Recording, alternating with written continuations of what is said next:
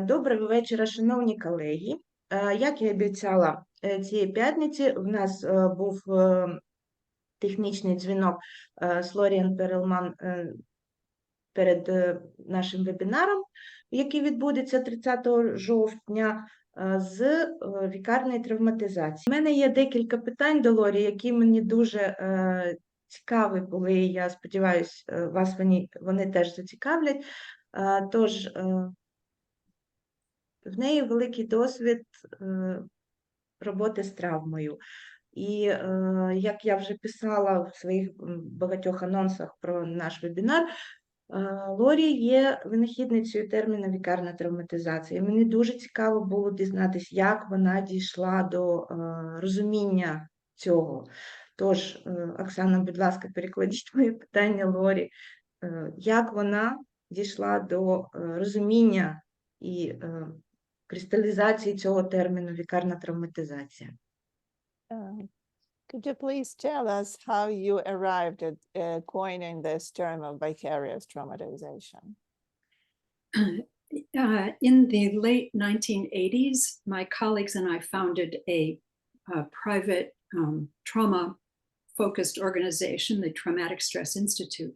And because we had this name, clients who had experienced trauma started coming to us for psychotherapy.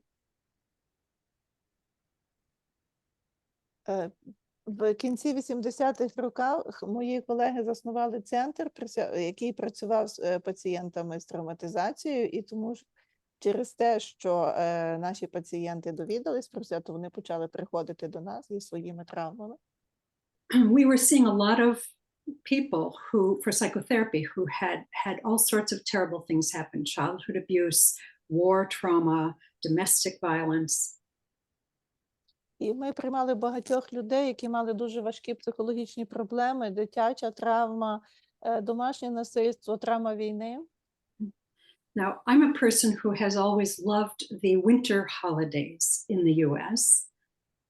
Я завжди любила зимові свята у Сполучених Штатах. We have Thanksgiving. It's a big family holiday with food and lots of wonderful traditions. У нас є День подяки, це є сімейне свято, коли ми готуємо їсти, є багато чудових традицій. Then we have Hanukkah, Christmas, New Year's, all of these celebrations. Потім у нас є Ханука, Різдво, Новий рік, усі ці святкування. And I love this time of year because people are often in a very good mood, greeting each other, coming together with love, and it's a lovely time. І я дуже люблю цей час року, тому що люди у хорошому настрої, вони проводять гарний час, ходять в гості один до одного, тобто це дуже гарний час. But this first year into my work, doing all of this trauma work, I wasn't feeling that kind of joy or pleasure. Але через рік після нашої роботи у цьому центрі травми я вже не відчувала такої радості і задоволення в цей час.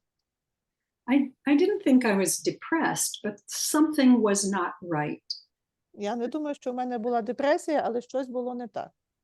So I started talking to my colleagues there at the Traumatic Stress Institute, and I learned that they also were feeling like kind of glum, just not feeling any happiness or joy. Я поговорила зі своїми колегами з Інституту травматичного стресу, і виявилося, що вони теж почувалися трохи понуро, не відчували радості. And instead of that, we were all aware, so aware of the stories we were hearing, and we were feeling almost as if these things were happening to us. Натомість ми всі дуже сильно усвідомлювали ті історії, які ми чули від пацієнтів, і почувалися так, ніби все це сталося з нами. So my colleague, Lisa McCann, and I started talking to other mental health professionals about this. І моя колега Ліса Маккен і я почали говорити з іншими людьми медичних професій про це. And as we talked about it and asked about it, people were nodding and saying, yes, me too. This is, I'm feeling the same thing. І коли ми про це розмовляли і питали, люди кивали і казали, так, я відчуваю те саме. So we conceptualized put together a framework for understanding it, the same framework that we were developing for understanding direct trauma. І ми тоді почали створювати концепції і рамку для розуміння цих явищ, такі самі, як ми створювали для розуміння прямої травми. And this is the constructivist self-development theory that describes how the interaction between who we are and the circumstances interact to give rise to our own expression of direct or indirect trauma. І теорія, конструктивістська теорія розвитку селф дала нам зрозуміти, як ми самі і те, ким ми є, і обставини навколо нас виражалися, тобто давали можливість виразити, як ми переживаємо пряму і непряму травму. And we gave it this name, vicarious traumatization, in part so that people would pay attention to it and realize it's not just something to dismiss, we have to do something about it.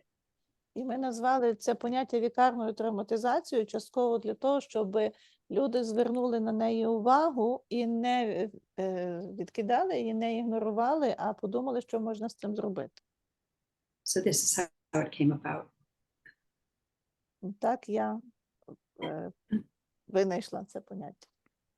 Так, завжди щось велике та значне виходить із власного досвіду. Yeah, something big always comes out of one's own experience. Yes, I think so. Як правило, це не дуже приємний досвід. Це щось, що заважає жити, насолоджуватись життям, працювати, любити, строїти взаємини. Ти маєш щось з цим робити, щоб жити. And Yes, it's usually not a pleasant experience and something that interferes with your living, loving, building relationships, working, and you have to do something about it. Yeah, I think this is true. And we all can use our own personal experience. And we do, of course, in our work every day.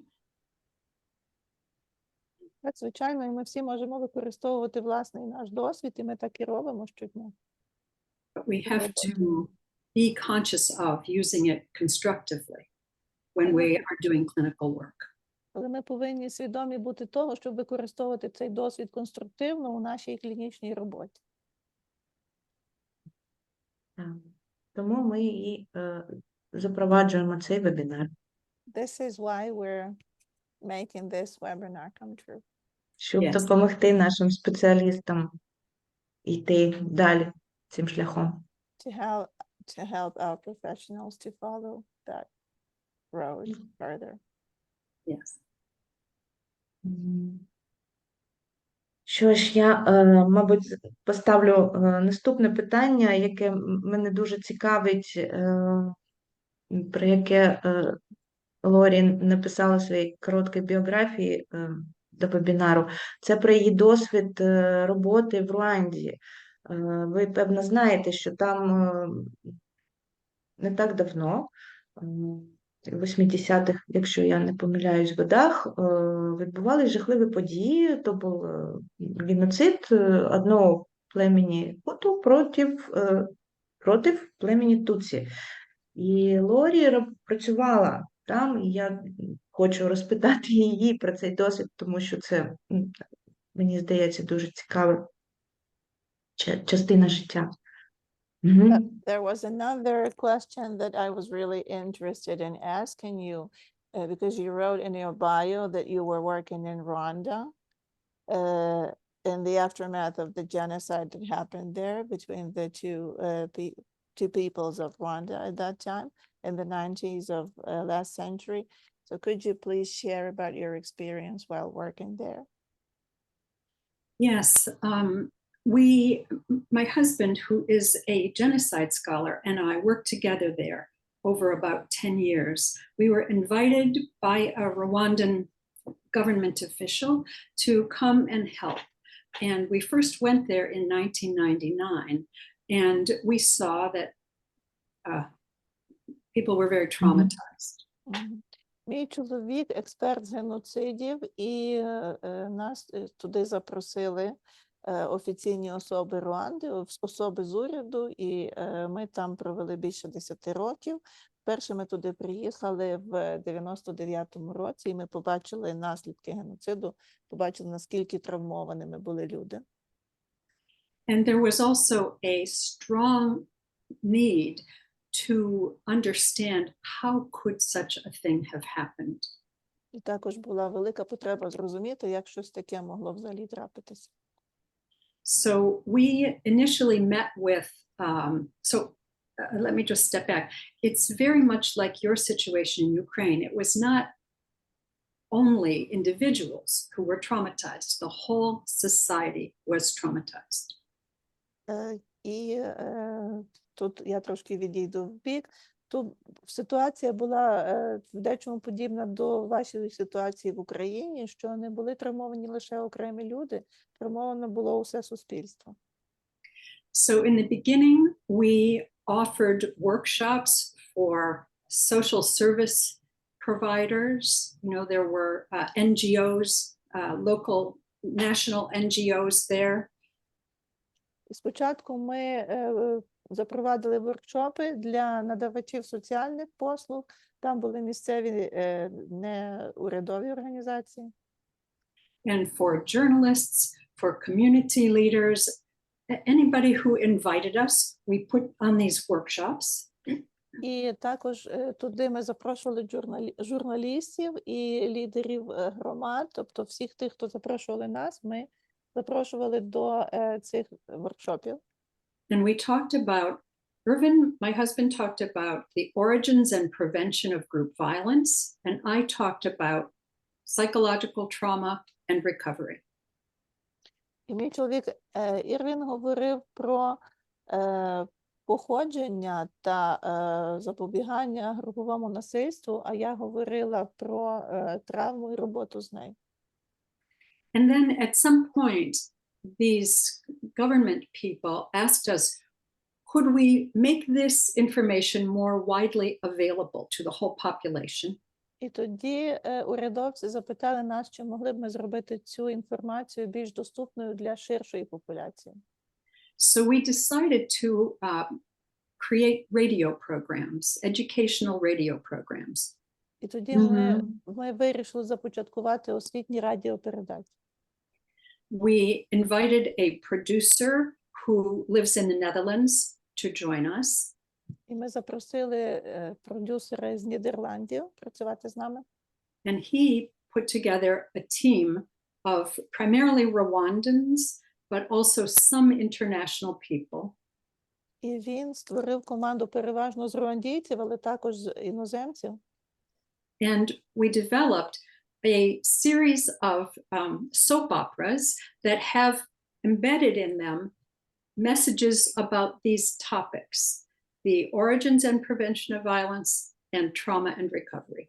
І ми створили ряд передач, які, власне, включали ці теми, тобто походження і попередження групового насильства, а також психічну травму та видуження від неї. So these programs began airing in Rwanda, I think in 2004, perhaps, and then moved to also to the Democratic Republic of Congo and Burundi.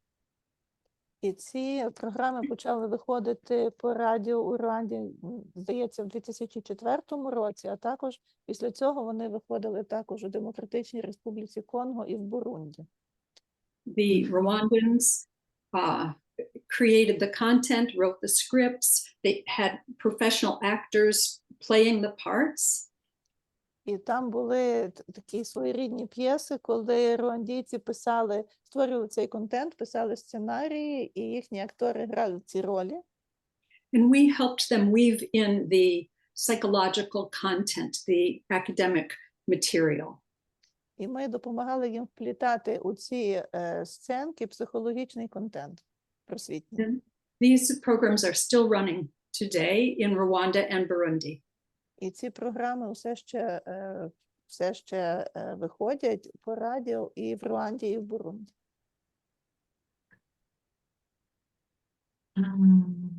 Да, дуже цікаво. That's wonderful. Наскільки я знаю, Оксана, пам'ятаєте той підказ, що ви мені порекомендували? Радіо зіграло визначну роль в тому, що насильство набрало оборотів. Mhm.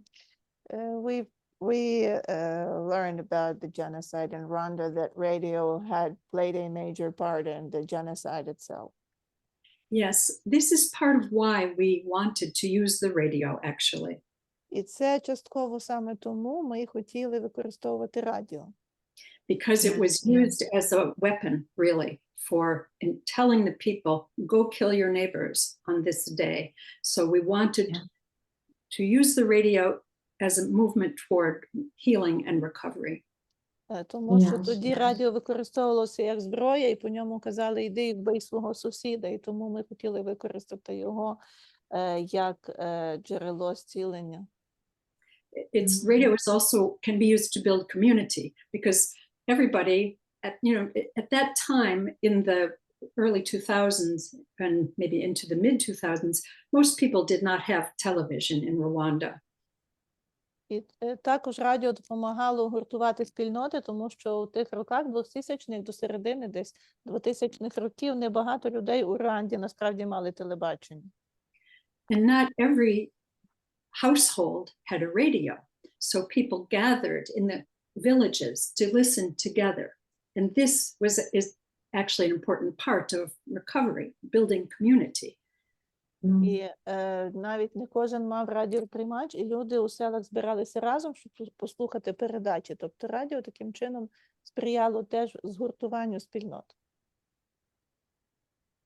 Да. І це допомогло їм подолати наслідки цієї жахливої катастрофи. So it helped them Я не overcome. слідкувала, я не знаю, як зараз у Руанді люди живуть. Але коли ви закінчили вашу роботу, чи побачили ви плоди? Yes, and so it probably helped them overcome the consequences of this terrible catastrophe. And I haven't really followed the life of today's Rwanda, but did you get to see the fruit of your work there? Well, this kind of recovery is a huge task, as you can well understand. Як ви розумієте, що таке видужання від такого – це дуже складне і велике завдання. So we actually did some research and found that people's attitudes changed, and their listeners' attitudes changed, and their trauma symptoms improved. Ми проводили дослідження і довідалися, що ставлення людей змінилося і також покращився їхній стан в плані симптомів. But these were preliminary findings in a controlled research setting. The setting was definitely not controlled, but the study was a controlled study. Ну, ми провели контрольоване дослідження, і це були попередні його результати. So, to what extent large cultural change has taken place, I don't know. І тому я не можу сказати, наскільки масштабними були ці зміни в плані всього суспільства. I hope and I believe that things are better for people there than they would have been without these programs, but truthfully, I don't know that. І я сподіваюся і хочу вірити в те, що життя людей стало кращим, ніж воно би було без цих програм. Але це, звичайно, Безперечно. перевірити.